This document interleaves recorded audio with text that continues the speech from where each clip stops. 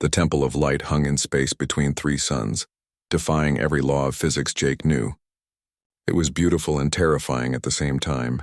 He could see through its walls to the complex geometry inside, patterns that hurt his mind when he looked too closely. "This is the final test," the Echo said quietly. "Beyond this point, even I cannot guide you. The seventh artifact speaks only to the one who would claim it." Jake took a deep breath and flew toward the temple. As he got closer, he realized the structure was much larger than it appeared from a distance. It was the size of a city, with countless chambers and passages all made from frozen light. He passed through the outer wall without resistance. Inside, gravity worked differently. Jake could walk on any surface as if it were the floor. The walls showed images from across the galaxy. He saw humans on Earth looking up at the stars. He saw aliens of 1,000 different species living their lives. He saw wars and peace, birth and death, joy and sorrow. The seventh artifact waited in the central chamber. It was a sphere, perfectly transparent like crystal, floating in the air. Inside the sphere, Jake could see something moving, light and shadow dancing together in patterns that almost made sense.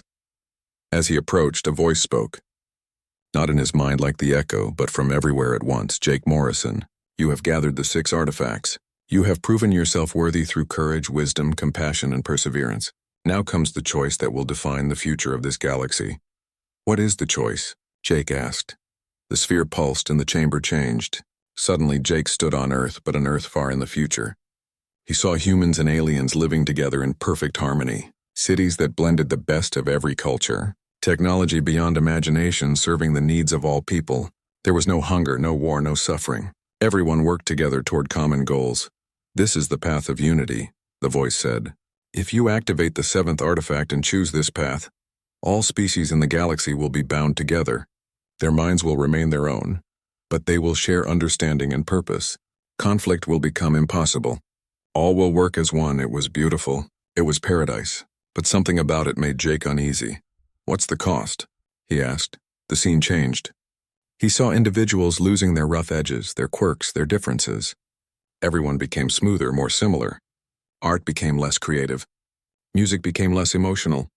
People were happy, but in a calm, distant way. They had given up something essential to achieve perfect harmony.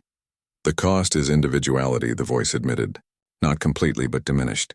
When all work is one, there is less room for the lone voice, the rebel, the dreamer who goes against the crowd. Progress continues, but it becomes steady and predictable. There are no more wild leaps into the unknown." Jake felt his heart sink. He had seen enough of the galaxy to know that progress came from crazy ideas, from people who refused to accept the way things were, from individuals who stood alone against the crowd and said something different. "Show me the other path," he said. The sphere pulsed again, and Jake saw a different future. Species remained separate, each following their own path. There were still conflicts and wars. People suffered. But there was also incredible diversity. Each species developed in unique ways. Art and music and ideas flourished in wild variety. Heroes rose to face challenges and sometimes fell. But when they fell, others rose to take their place. "This is the path of independence," the voice said. Species remain separate, free to choose their own destinies. They will make mistakes. They will fight. They will suffer. But they will also create wonders that unified thinking could never achieve. "What's the cost of this path?" Jake asked, though he suspected he knew. The scene showed him wars that destroyed worlds, suffering that could have been prevented, species that went extinct because they couldn't overcome their own flaws. The cost of freedom was measured in blood and tears and lost potential. "The cost is pain," the voice confirmed, "and waste, and the very real possibility of destruction. There is no guarantee that freedom will lead to growth. Some species will fail, some will turn to darkness, and without unity there will always be those who seek power over others." Jake stood between these two visions, feeling the weight of the choice crushing down on him. Both paths had merit. Both had terrible costs. How could he possibly choose for everyone? "I can't make this decision," he said. "It's too big. It affects trillions of lives. Who am I to choose for them?" "You are the one who was worthy," the voice replied. "You are the one who proved capable of holding the armor's power without being corrupted by it. That is why the choice falls to you." "But I'm just one person," Jake protested. "I'm not a god. I'm not even particularly smart or wise. I'm just a human who touched something I probably shouldn't have." "Exactly." the voice said with something that sounded like approval. The Forerunners did not want gods to make this choice. They wanted someone ordinary, someone who understood what it meant to struggle and fail and try again, someone who knew the value of both community and independence. Jake closed his eyes and thought about everything he had seen and learned.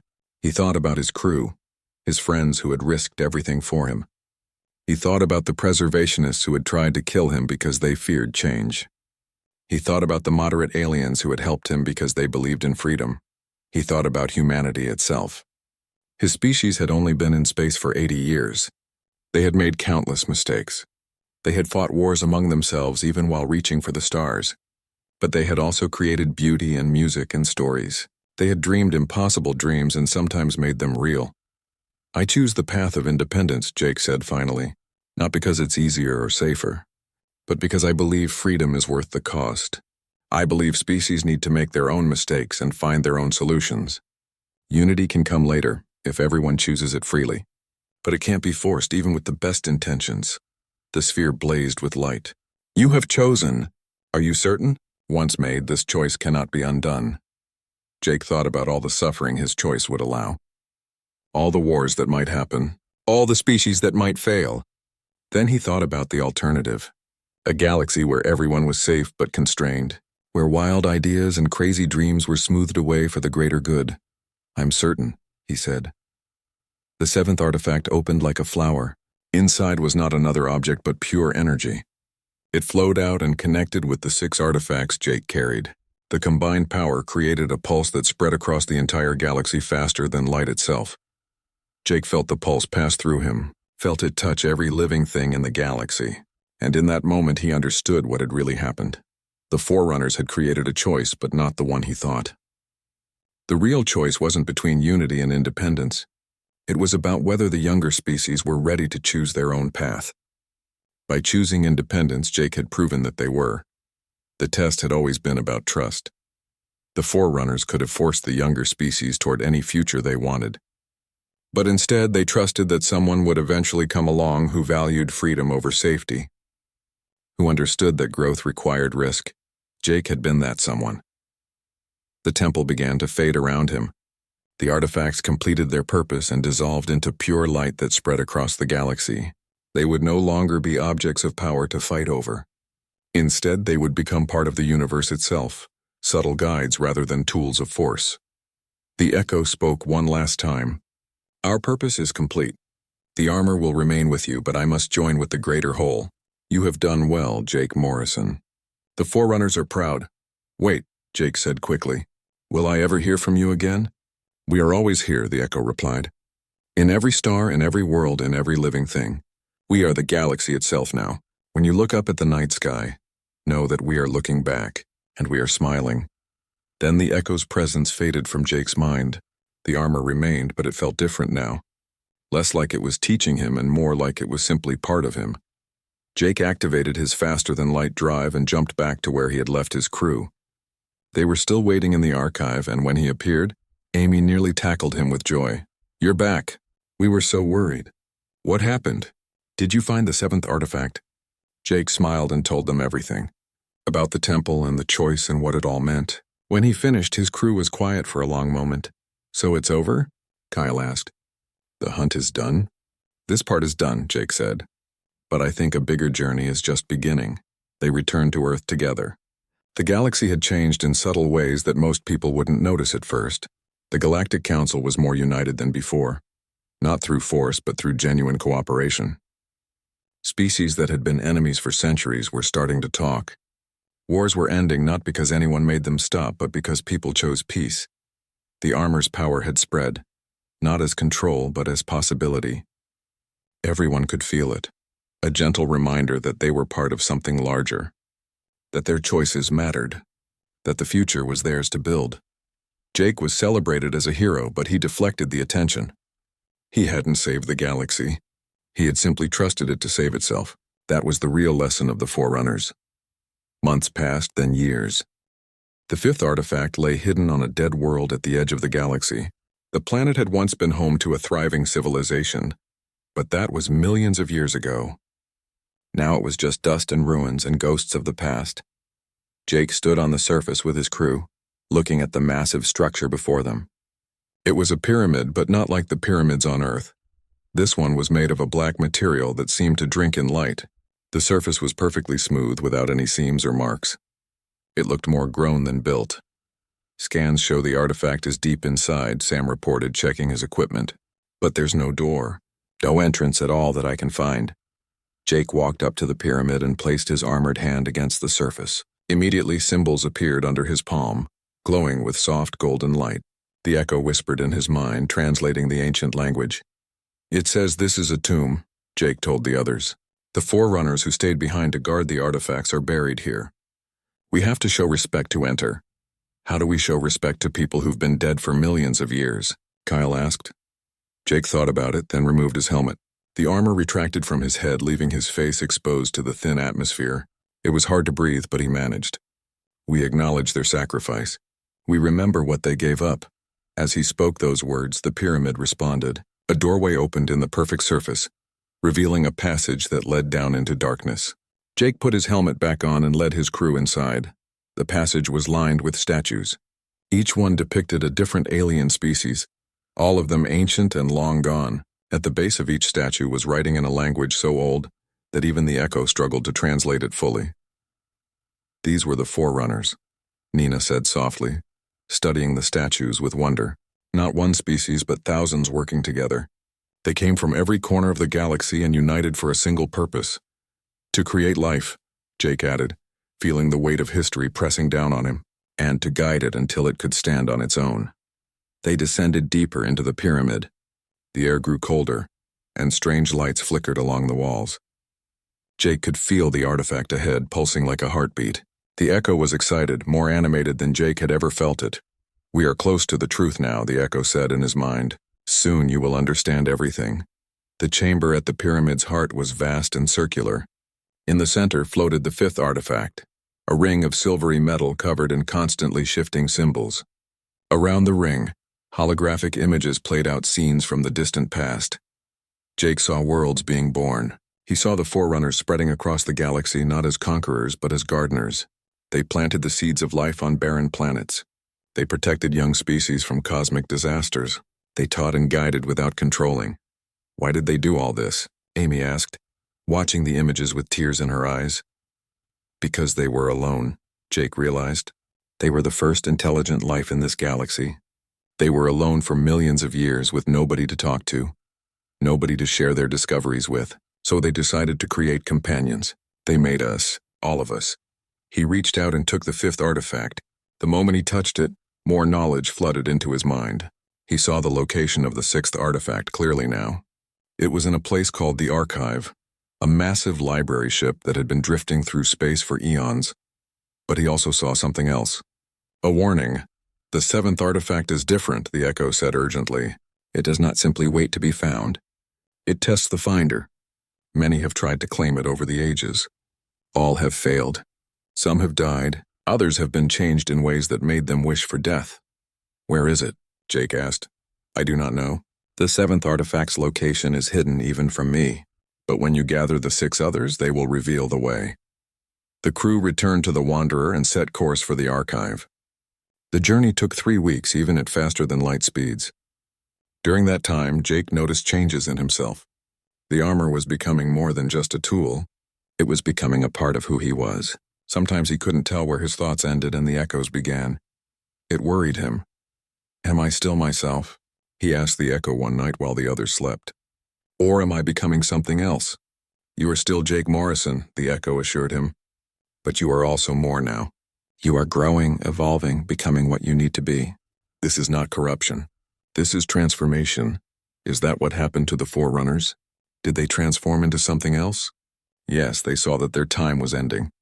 Rather than die or cling to power, they chose to become part of the galaxy itself. They spread their consciousness across space and time, becoming guides for the species that would follow.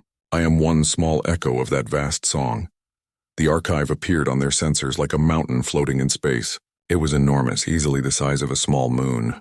The hull was covered in windows and observation domes, all dark now after millions of years of drifting. Life support is still functioning in some sections, Sam reported with surprise. This ship has power sources I can't even identify. They've been running continuously for longer than human civilization has existed. They docked with the archive and entered through an airlock that still worked perfectly. Inside, the ship was a maze of corridors and chambers, all filled with information storage devices. Some were physical books made from materials that never decayed. Others were holographic databases that activated as the crew walked past. "This is incredible," Nina breathed, staring at shelves that stretched away into the distance. "This is the collected knowledge of the Forerunners. Everything they learned in millions of years of existence." Jake could feel the sixth artifact calling to him. It was deep in the archive's center, in a chamber that required special access. The echo guided him through the winding passages until they reached a door that only opened to the armor's touch. The chamber beyond was small and simple. In its center stood a pedestal, and on the pedestal rested a book. Not a digital storage device or a holographic projector, an actual book with pages. The final lesson, Jake read from the book's cover. He opened it carefully and began to read. The book told the story of the Forerunners' last days, how they had realized that their very existence was holding back younger species, how they debated for centuries about what to do. Some wanted to stay and rule as benevolent gods. Others wanted to simply die and let nature take its course. In the end, they chose a third path. They would leave, but not completely. They would scatter artifacts across the galaxy as tests and teachers. When a species was ready, when someone worthy appeared, the artifacts would activate. That person would be given a choice about the future of the galaxy. What choice?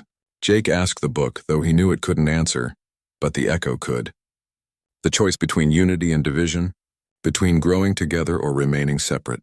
The seventh artifact is a key that can either bind all species into a greater whole or ensure they remain independent forever. Both paths have value. Both have cost. The choice must be made by someone who understands this. Jake closed the book, which was itself the sixth artifact. As his fingers touched the cover, all 6 artifacts in his possession began to glow. They lifted from where they had been stored and arranged themselves in a circle around him. Energy flowed between them, forming a pattern. A map appeared in Jake's mind. Not a map of space, but of time and possibility. He saw the location of the 7th artifact, but he also saw the paths that led there. Each path was different. Each one would teach him something necessary for the final choice. "You must choose a path," the echo said, "and you must walk it alone." "Why alone?" Jake protested. "My crew has been with me through everything." "Because the final test is about understanding yourself, not just working with others. You must know your own heart before you can make a choice for the galaxy." Jake looked at his crew, his friends, his family, Amy with her brave smile, Kyle with his steady strength, Sam with his brilliant mind, Nina with her endless curiosity.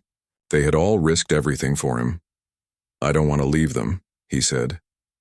"You do not leave them forever," the echo replied gently, "only for a time. And when you return, you will be ready." Jake called his crew together and explained what he had learned. They didn't like it, but they understood. Amy hugged him tightly and made him promise to come back. Kyle gave him extra supplies. Sam checked his armor's systems one more time. Nina gave him a data pad with encouraging messages in 20 different languages. Then Jake activated the armor's faster-than-light drive and jumped away, following the map toward the 7th artifact. He traveled through regions of space that no human had ever seen. He passed stars being born and stars dying. He saw phenomena that had no names. The journey took weeks, and Jake was alone with only the echo for company. He had time to think about everything that had happened, about who he had been before touching the armor, about who he was becoming. "Are you afraid?" the echo asked. "Yes," Jake admitted. "I'm afraid I'll make the wrong choice, that I'll let everyone down." "Fear is not weakness," the echo said. "Fear is wisdom that knows the weight of responsibility." The Forerunners were afraid too when they made their choice, but they chose anyway. Finally, Jake arrived at his destination, a system with 3 stars orbiting each other in a complex dance. Admiral Patricia Cole was not a woman who scared easily. She had fought in 3 wars, commanded fleets through impossible battles, and negotiated with aliens who could read minds. But when she looked at Commander Jake Morrison standing in her office deep beneath the Atlantic Ocean, she felt something close to fear. It wasn't Jake himself that scared her. He looked ordinary enough, a tired man in his 30s with dark circles under his eyes. But she knew what lived beneath his skin. She had seen the reports of what the armor could do. "You've caused quite a mess, Commander," Cole said, sitting behind her desk. Her gray hair was pulled back tight and her eyes were sharp. Half the galaxy wants to make you their king. The other half wants you dead. What exactly do you plan to do about this situation? Jake had been asking himself the same question for weeks. The armor is a responsibility, not a prize. The Forerunners left it as a test. I passed that test, which means I need to understand what they wanted. That's a noble thought, Cole said, her voice dry. But those preservationist aliens aren't going to give up. They tried to kill you once, they'll try again, and next time they'll bring even more ships. I know. That's why I need to find the other artifacts. Cole raised one eyebrow. What other artifacts? Jake took a deep breath and explained what the Echo had told him. The armor isn't alone. There are 6 more Forerunner artifacts hidden across the galaxy. Each one is a piece of a larger puzzle. If someone collects all 7 artifacts, they unlock something. The Echo won't tell me exactly what, only that it's important. Maybe important enough to change everything. A treasure hunt across hostile space, Cole said slowly. You realize this could start a war? Multiple groups will race to find these artifacts. Everyone will want them. And you'll be right in the middle of it all. Then I'd better move fast and find them first. Cole studied him for a long moment, then she nodded. You'll need a ship, a crew you can trust, supplies and weapons. I can provide those things, but it has to be unofficial. Earth can't be seen sponsoring this openly. The Council is watching us too closely. I understand. Good. Cole stood and offered her hand. Don't get yourself killed, Commander. Humanity just found its first real hero. We'd like to keep you around. 6 months passed like a storm. Jake assembled his crew carefully. Amy Chen insisted on coming as his pilot, saying she had kept him alive this long and wasn't about to stop now. Kyle Harris came as security chief. They added Sam Tucker, a genius engineer who could fix anything, and Dr. Nina Patel, a linguist, who spoke 20 languages and could learn new ones in days. Together on their ship, the Wanderer, they found 3 of the 7 artifacts. The first artifact had been hidden in orbit around a neutron star. The gravity near the star was so intense it could crush steel like paper. Jake had to use the armor's full power just to get close. The artifact was a crystal sphere that hummed with strange energy. When he touched it, the armor learned new abilities. The second artifact waited in an ancient temple on a jungle planet. The temple was protected by automated defense systems that had killed dozens of treasure hunters over the centuries. Jake didn't fight the defenses. Instead, he talked to them, convincing the ancient machines that he was worthy. The artifact there was a metal rod covered in symbols that seemed to move when nobody was looking at them. The third artifact had been the hardest to get. It was in preservationist space, locked inside their most secure fortress station. Jake and his crew couldn't steal it by force. Instead, Jake spent weeks talking to moderate preservationists, aliens who disagreed with their government's hostile stance. He convinced them that the Forerunner legacy belonged to everyone, not just the powerful. They helped him retrieve the artifact, a small cube that was heavier than it should be. Each artifact taught the armor something new. Jake could now create solid objects out of pure energy. He could move things with his mind. He could share the armor's protection with his crew for short periods, keeping them safe in dangerous situations. But the cost kept rising. The preservationists had placed an enormous bounty on Jake's head. Assassins came after him almost weekly. Other groups had joined the hunt for artifacts too. Some were friendly. Many were not. We've got a big problem, Amy announced from her pilot station. She was staring at her sensor screens with worry. Long-range sensors are picking up a fleet, a really big one. I count at least 40 ships. Jake moved to look at the tactical display. 40 ships, all armed for war, all heading in their direction. Can you identify them? That's the strange part. It's a mixed group. I'm seeing preservationist vessels, but also ships from the Talon Alliance, the Silicon Concordat, and others. Sir, these species hate each other. Some of them have been at war for centuries. The fact that they're working together means something really bad. They know we're close to the 4th artifact, Jake said quietly. They've joined forces to stop us. The 4th artifact's location had been revealed when Jake placed the first 3 artifacts together. They had formed a map pointing to a region of space called the Fold. The fold was a spatial anomaly where reality itself twisted and broke. Ships that went into the fold rarely came back. The few that did return brought stories of impossible visions and madness. "We could run," Kyle suggested. He was checking his weapons, making sure everything was ready. "Hide until they give up and go away." Jake shook his head. "They won't give up. And if we don't get the artifacts, someone else will. Someone who might use them to hurt people instead of help them." Sam spoke up from his engineering station. "I've been studying the fold's radiation patterns. The Wanderer's shields can handle it, but only for a few hours. After that, the ship will start falling apart. Then we have a few hours to find the artifact and get out." Jake turned to look at his crew. These people had become his family over the past months. "I won't order you to come with me. This is beyond dangerous. We might all die in there. But I have to try." Amy snorted and didn't even look up from her controls. "Like we'd let you go alone. We've come this far together. We're not stopping now." The others nodded in agreement. Jake felt his throat get tight with emotion. These brave people were willing to risk everything for him. The Wanderer plunged into the fold with the Coalition fleet close behind. Immediately, everything went wrong. The view screen showed 3 different versions of space at the same time. Time started skipping, jumping forward and backward randomly. One moment Jake was standing, the next he was sitting, and he couldn't remember moving. "Stay focused," Nina called out. Her voice sounded strained and distant. "The anomaly affects our perception. Trust your instruments, not what you see or feel." Jake let the echo guide him, using the armor's enhanced senses to navigate through the chaos.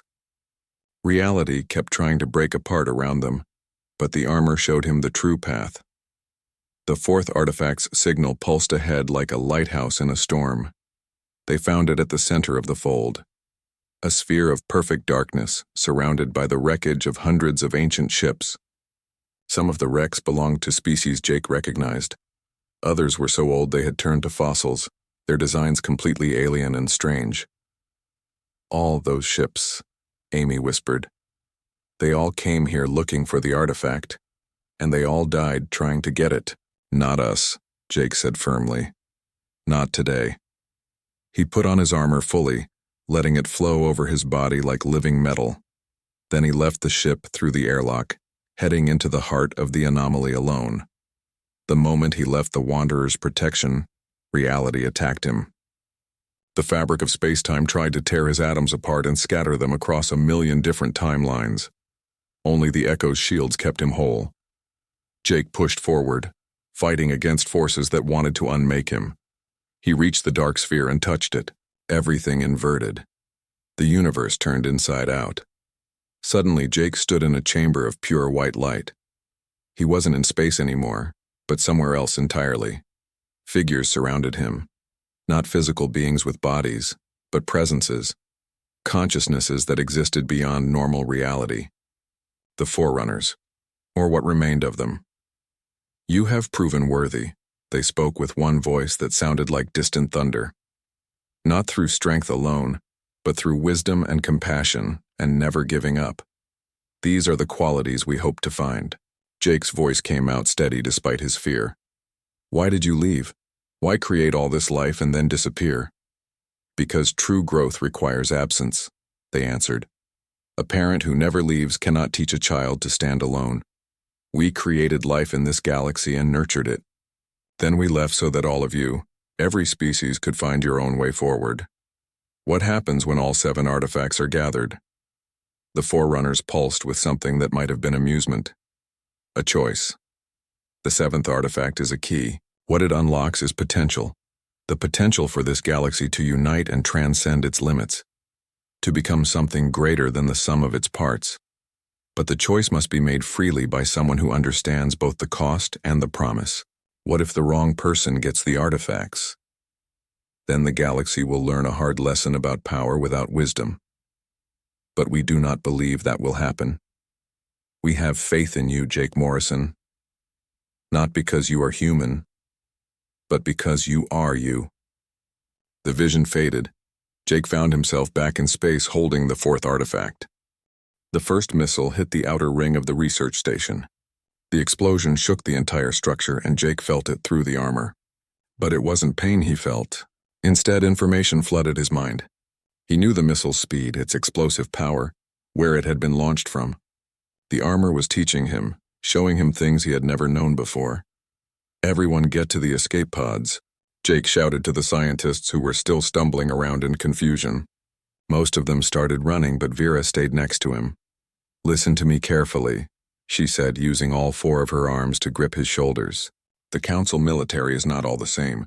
This attack is coming from a group called the Preservationists. They believe humans are too young and too dangerous to have Forerunner technology. They will kill everyone on this station rather than let you escape with the armor."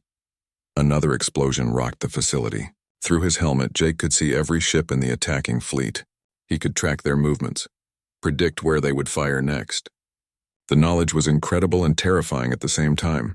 "Kyle, Lisa, get these people to safety," Jake ordered his soldiers. "I'll keep the ships busy." Kyle stared at him. "Sir, you can't fight an entire fleet by yourself." Jake wasn't sure he could either. But the armor gave him confidence. It made him feel like he could do anything. He ran toward the hangar bay and his body moved faster than it ever had before. The armor made him quicker, stronger. His feet barely touched the ground as he raced through the corridors. The echo spoke in his mind again. "You want to fight them?" "I want to protect my people," Jake thought back. "Then I will teach you how." Knowledge poured into Jake's brain. Not words or pictures, but pure understanding. He suddenly knew how to use the armor's systems. He knew how to make it fly through space. He knew how to create shields and weapons. It was like remembering something he had always known but had forgotten. Jake burst into the hangar bay just as his team was loading the last scientists onto the horizon's edge. Amy had the ship ready to launch. The engines glowing hot. "Commander, get on board now," she transmitted over the radio. "No. Take off without me. I'll draw their fire so you can escape." "Jake, don't be stupid." But he was already moving. The hangar had a force field instead of a solid door to keep the air in. Jake ran straight at it. The field rippled as he passed through, and then he was in open space. The vacuum of space should have killed him instantly, but the armor protected him completely. It gave him air to breathe, kept his blood from boiling, maintained the right temperature. The attacking fleet saw him immediately. A dozen small fighter ships broke away from the main group and came straight at him. Their weapons glowed red as they charged up. "Here we go," Jake whispered, and let the echo guide his movements. He twisted his body in space, and the armor responded faster than thought. Energy beams shot past him, missing by inches. Jake raised his hand and felt power building in his palm. A burst of golden light shot out, hitting the lead fighter. The ship's engine stopped working, but it didn't explode. The pilot was safe, just disabled. "Warning shots only," Jake said to the echo. "I won't kill anyone unless I have no choice." "As you wish," the echo replied. The battle became like a dance. Jake moved through space like he was swimming through water. The fighter ships couldn't touch him. He was too fast, too aware of where they would fire before they even pulled their triggers. He disabled 3 more ships without destroying them, and the remaining pilots began to retreat. But then the big ships opened fire. The capital ships in the fleet had weapons powerful enough to destroy mountains. Beams of pure energy, each one as thick as a building, all focused on Jake's position. The echo moved faster than Jake could think. A shield of shimmering light appeared around him, deflecting the beams away into empty space. The strain was enormous. Jake felt it in his chest like he was holding up a massive weight, but the armor held strong. "Horizon's edge is clear." Amy's voice came through his radio. "We're jumping to faster than light speed. Jake, you need to follow us," but Jake couldn't leave yet. The research station still had scientists in escape pods, and they were vulnerable. If he left now, the preservationist fleet would destroy all of them. "Go without me," he ordered. "I'll catch up later." He flew back toward the station. The attacking ships held their fire because they didn't want to hit their own people. Jake used that moment to help launch the remaining escape pods. Then he used the armor's power to create a protective bubble around the pods, keeping them safe. Finally, with all the civilians away from danger, Jake prepared to run. But the biggest ship in the fleet moved to block his path. It was a dreadnought, a massive warship over 2 kilometers long. Every weapon on the ship was pointed at him. A voice boomed across the radio on all channels. "Human, give us the armor or we will destroy you." Jake could hear the certainty in that voice. These aliens weren't going to negotiate. They saw him as a threat to everything they believed in. They thought humans were too primitive to have this kind of power. I guess there's no easy way out of this, Jake said to himself, and prepared to fight. The dreadnought fired everything it had. Missiles, energy beams, plasma cannons, weapons Jake didn't even have names for. The space around him turned into a storm of fire and death, but the Echo had one more lesson to teach. There is a weapon I have not used in a very long time, the voice said calmly. It will not kill them, but it will make them understand. Show me. The armor began to glow with a golden light. Not heat, not radiation, but something else. Pure force made visible. Jake felt the power building inside him, drawing from some endless source. He raised both hands toward the massive dreadnought and released everything. A wave of golden energy washed over the huge warship. For a few seconds, nothing happened. Then every system on the dreadnought simply stopped working. Weapons powered down, shields vanished. Even the life support system shut off before restarting in emergency mode. The great ship went completely dark, floating helpless in space like a dead whale. Jake had disabled a ship that could destroy planets, and he had done it without killing a single person. The rest of the fleet immediately pulled back to a safe distance. Their commanders were clearly talking to each other, trying to figure out what to do about this human who had just defeated their most powerful ship. Jake didn't wait for them to decide. He activated another ability the armor had just taught him. A faster-than-light drive built right into the suit. Space twisted around him and he jumped away, leaving the fleet far behind. He appeared in an asteroid field light years away from the battle. The horizon's edge was waiting for him, hidden among the floating rocks. As soon as Jake came aboard through the airlock, Amy ran up and hugged him so hard it hurt. That was the stupidest and bravest thing I've ever seen anyone do, she said, her voice shaking. Don't you ever scare me like that again? I'll try not to, Jake said with a tired smile. But he knew it was a promise he probably couldn't keep. Over the next few days, as the horizon's edge traveled toward Earth, Jake learned to live with the armor. It wouldn't come off no matter what he tried, but it could retract and become invisible against his skin. When it did that, he looked normal to everyone else, though he could always feel the armor's presence. The Echo taught him slowly and patiently. The armor could make him 100 times stronger. It could let him survive anywhere, even in the heart of a star or the frozen void of space. It could help him understand any language and interface with any technology. It could even heal wounds. But more than that, the armor carried knowledge from the ancient past. The Forerunners were not just one species. The Echo explained during one of their mental conversations. They were many different species working together. They seeded this galaxy with life billions of years ago. Then they left, leaving behind tools for those who would come after them. Why did the armor choose me? Jake asked. Why humans? The armor did not choose humans, the Echo said gently. It chose you, Jake Morrison. Every intelligent species has qualities that matter. Courage, compassion, curiosity, wisdom. The armor looks for a balance of these traits. It found that balance when you touched it. Another human might have failed where you succeeded. The answer made Jake feel humble. He wasn't special because he was human. He was special because of who he was as a person. When they finally reached Earth, Jake found his home planet in chaos. News of the armor had spread across the entire galaxy. The Galactic Council was fighting among itself. Some alien species wanted to make humanity full members of the Council immediately. Others demanded that Jake give up the armor so it could be studied and locked away. Human governments were equally divided. Some people saw Jake as a hero who proved humans could stand equal with ancient civilizations. Others were afraid of the attention he had brought to Earth, worried that their planet would become a target. The adventure was just beginning, and Jake knew his life would never be simple again. The research station floated in the darkness of space like a giant metal flower. Its curved walls glowed with soft blue light, and inside something waited that would change everything. But nobody on the station knew what was about to happen. They were too busy trying to solve a mystery that had puzzled the galaxy for 300 years. Commander Jake Morrison stood on the bridge of his ship, the horizon's edge. He was a tall man with dark hair and tired eyes. Space exploration was his life, and he had seen many strange things in his years among the stars. But nothing had prepared him for what he would find today. His communications officer spoke up from her station. Sir, we're receiving a distress call from the Council research station in the Keltar system. They're not responding to our hails, but the automated system is broadcasting an emergency signal. Jake frowned and looked at his pilot. Amy, take us there. Full speed.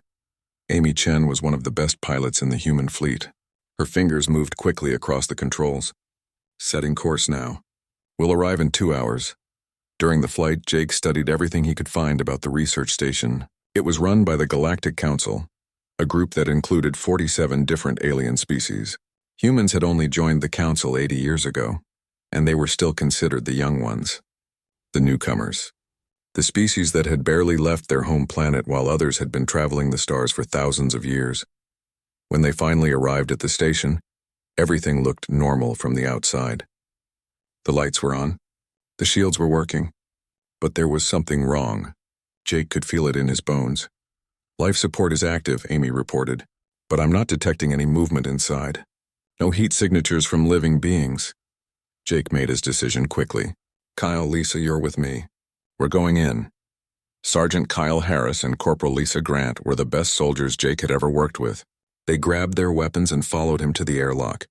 Within minutes, they were inside the alien station, walking through corridors that felt too empty. The station was beautiful in a strange way. The walls seemed alive, pulsing with gentle light. The air was clean and cool. Everything was working perfectly. But there were no people anywhere. They found them in the central chamber. Dozens of aliens from different species stood frozen like statues. Their eyes were open and staring. They weren't dead, but they weren't really alive either. Something had trapped them between one state and the other. What happened to them? Kyle whispered, his voice tight with fear. At the center of the room, raised on a platform and surrounded by glowing force fields, stood a suit of armor. It was about 7 feet tall and looked almost human in shape. The surface seemed to change colors as Jake walked around it, showing shades that he had never seen before. Strange symbols covered every inch of the metal, patterns that hurt his eyes when he looked at them too long. Lisa had moved to a computer terminal and was reading through files. Sir, you need to see this.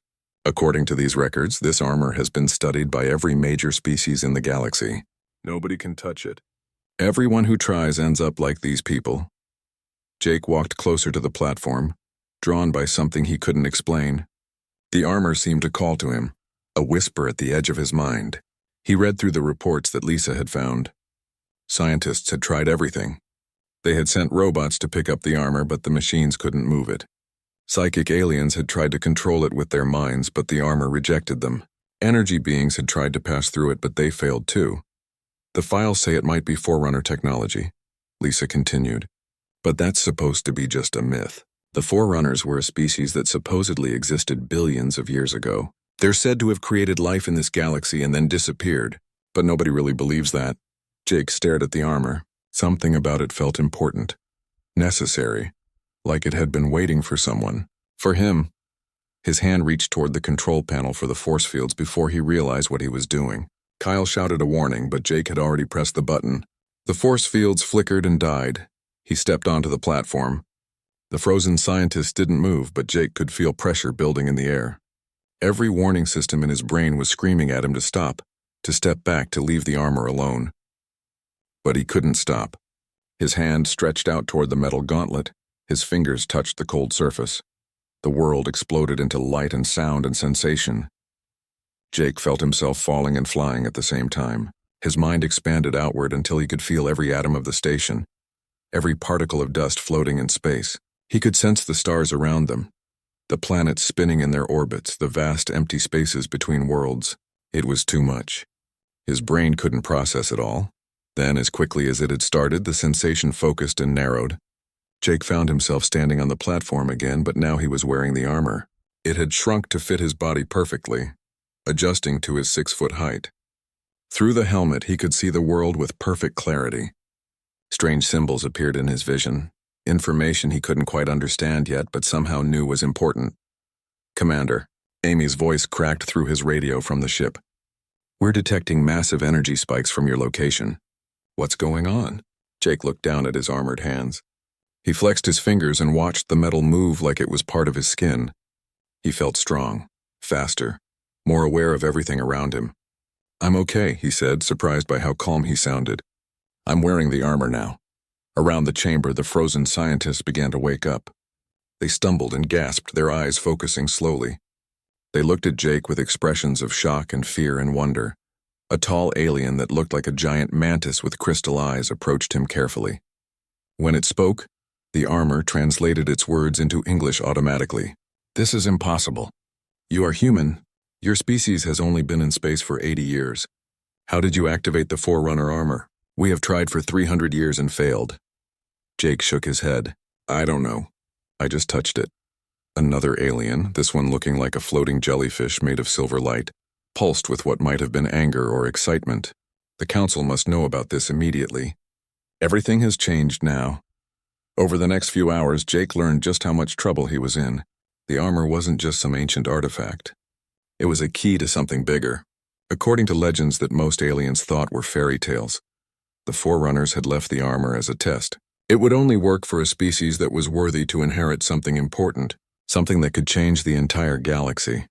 For 300 years, every species in the council had tried to activate the armor. The strongest warriors had touched it. The wisest scholars had studied it. The most advanced scientists had analyzed every molecule. They had all failed. Many of them had ended up frozen like statues, trapped by whatever power protected the armor. And now a human, a member of the youngest species in the galaxy, had simply walked up and put it on, a four-armed alien named Dr. Vera Moss, who had been studying the armor for 20 years, grabbed Jake's arm. "You don't understand what you've done. There are groups in the council who have built their entire power on the idea that the Forerunner stories are lies. You just proved them wrong. They will not be happy about this." Jake tried to remove the armor, but it wouldn't come off. The more he pulled, the more it seemed to become part of his skin. He started to panic until a voice spoke inside his mind. "Do not be afraid. We are joined now, but you are still yourself. I am the Echo, and I have waited a very long time for someone like you." The voice was calm and old and somehow kind. Jake took a deep breath. "What are you?" "I am what remains of those who came before. A guide, a teacher, a protector. What I am depends on what you need." Before Jake could ask more questions, alarms rang through the station. Amy's voice came through his radio, urgent and scared. "Jake, we have ships coming in fast. Lots of them. They look like council military vessels, but they're not trying to talk to us. They're charging weapons." Jake's heart sank. Through the station's windows, he could see the approaching fleet. Dozens of warships, each one carrying enough firepower to destroy a moon. Dr. Vera Moss looked at him with her large, sad eyes. "They are not coming to study the armor. They are coming to destroy it, and they will kill everyone here to make sure it never leaves this station."